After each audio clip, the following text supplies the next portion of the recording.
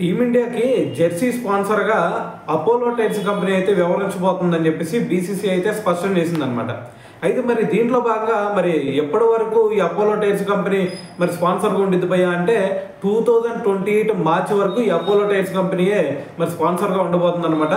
So మరి దీనికి సంబంధించి మరి అటువైపు మనకి both men's team women's team 2 టీంలు ఉన్నాయి కదా. సో మరి ఈ 2 టీమ్స్కి మరి 3 ఫార్మాట్లో ఓడిఐ T20 అదేవిధంగా టెస్ట్ ఫార్మాట్ 3 ఫార్మాట్లకు కూడా మరి అపోలో టైర్స్ కంపెనీ స్పాన్సర్గా ఉండబోతుంది అనమాట.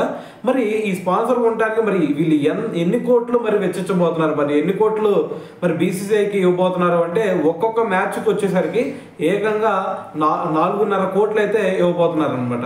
అయితే మరి మనకి 2028 మార్చి వరకు అన్నావు కదా భయ్య, మరి అప్పటి వరకు మరి మన టీమిండియాకి ఎన్ని మ్యాచ్లు ఉన్నాయి అంటే ఏకంగా 121 ద్వైపాక్షిక మ్యాచ్లు ఉన్నాయి, దాని తర్వాత 21 ఐసీసీ మ్యాచ్లు ఉన్నాయి అనమాట.